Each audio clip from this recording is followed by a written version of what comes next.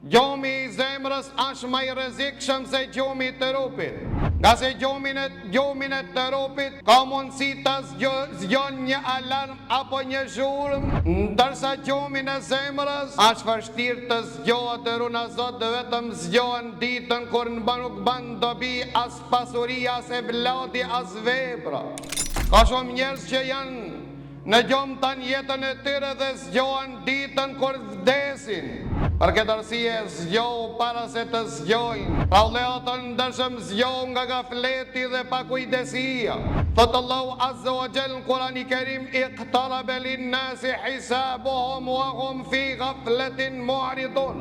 Njerëzve për çdo ditë I afrohet llogaria dhe ahiretit të mirë, po ato janë në pakujdesi të thellë. Në këtë pyetje që duam t'ja parashtrojmë vetes son, sa musibete duan të na ndodhin që ne të zgjohemi. Sa sprova duash të I përjetojsh që ti të zgjohesh. Sa smunje duash t'i kalojsh që të zgjohesh. Sa kufoma gjenaze duash t'i përcjell që të zgjohesh.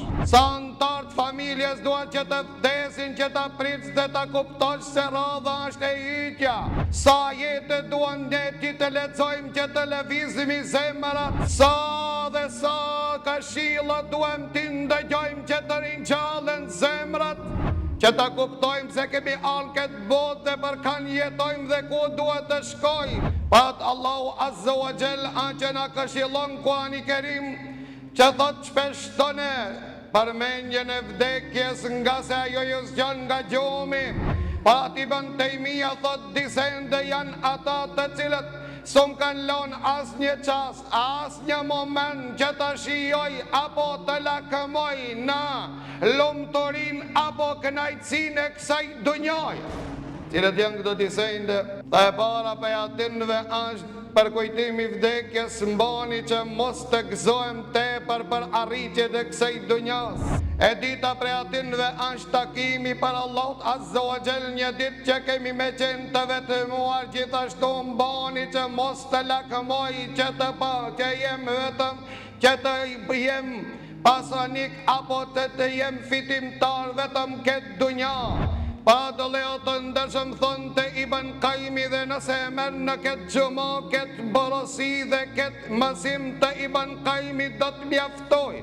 Thonë të Ibn Qayyimi, çdo njeri ka me taku Zotin e vetë, dhe çdo njeri ka me banu në shtëpinë e vetë. I lumë të ti, I cili para se ta takon Zotin e vetë, e ka botë kënaqër Zotin e vetë, dhe I lumë të ti që e ka ndërtuan dhe e ka zbukuro shtëpinë e vetë para se të shkon banon në ta. Para ta kanë thonë se arma më e rrezikshme e shejtanit është prolongimi apo vonimi I veprave. Shejtani jo gjithve I thot mos u fal, po shejtani shumicëve I thot falu, a mo ki vakti alojrije. Nuk I thot shejtani mos u pendo, mirë po ti në pleçni ki e vakt kur të pendosh. Shejtani gjithve nuk I thot mos shkonin xhami, po I thot ka vakt për xhami. Shejtani nuk I thot gjithve mos e agjoro këtë Ramazan, po shejtani thot ala herët ala I rije.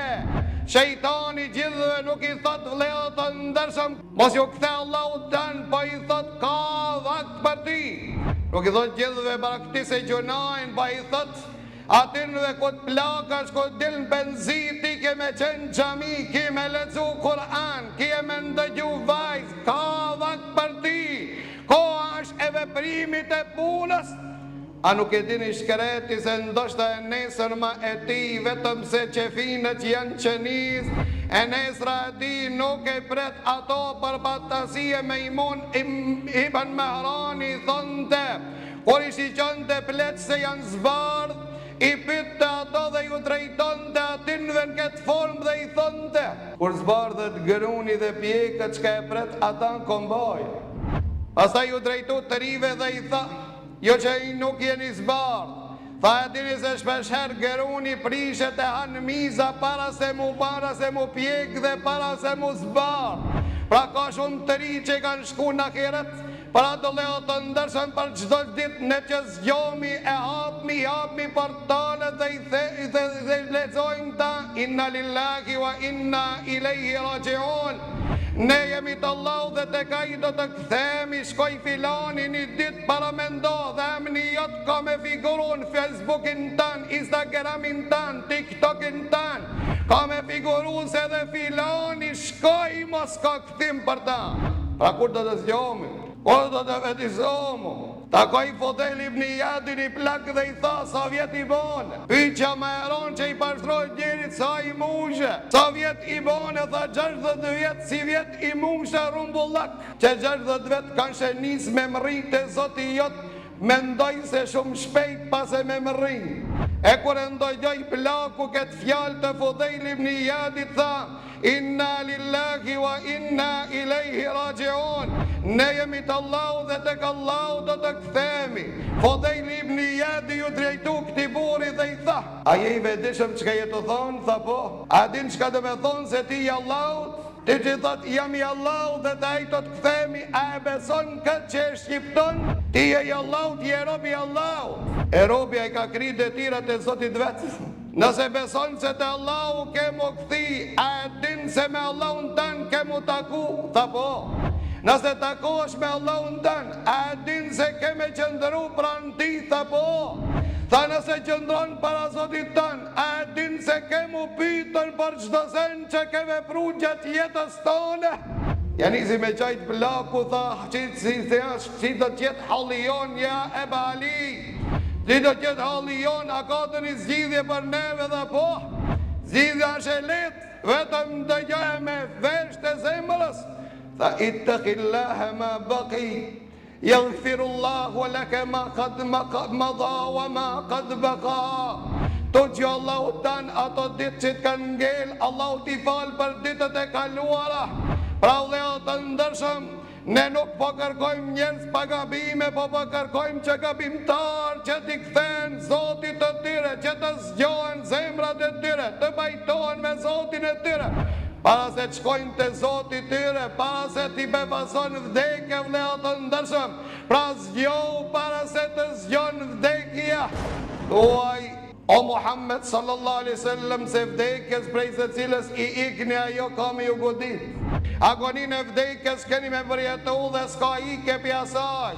Pa të transmetohet me një transmetim, edhe pse si transmetim është i dopt mirë, po thuat se Allahu kur e ngarkoi me laqen e vdekjes, me amorën njerëzve shpirtat, me laqen e vdekjes i tha Zotit vet: o Zoti madh, njerëzit kanë me morrejt mua. Allahu Azza wa Jall thot mos e ki dert këta se kur kush nuk të përmend ti. Po ka përmend shkakin dhe ka me harruan atë të cilën ka mi ndodh aty. Njani vdiq për shkak se pat një aksident. Njani vdiq për shkak se ja dhan një ban gabimisht. Njani vdiq për shkak se mjeku që operoi s'pat eksperiencë. Qetri vdiq për shkak se ropi skelës. Qetri vdiq për shkak ket dhe për shkak ket, pra harrojnë ato se edhe i shlosh kur je vdes, edhe i smur kur je vdes, edhe i ri kur je vdes, edhe kur je plak vdes. Pra te Allahu Azza wa Jall s'ka ike prej vdekjes, para të zgjohu para se të zgjon vdekjen. E në rast në qastet e vdekjes kemi thonë Allahu Azza wa Jall, si që Allahu Azza wa Jall në tregon Kurani Kerim dhe thot: hatta idha jaa ahadahumul maut qala rabbi irji'uni la'alli a'malu salihan fima tarak. Çfarë thot njeriu kur t'i vden e vdekja bevas? Vin me lekët e koka dhe përgatiten me shkut e Zoti vet. Thot rabbi irji'uni la'alli a'malu salihan fima tarak. Më ktheu Zot edhe një herë të veproj vepra të mira.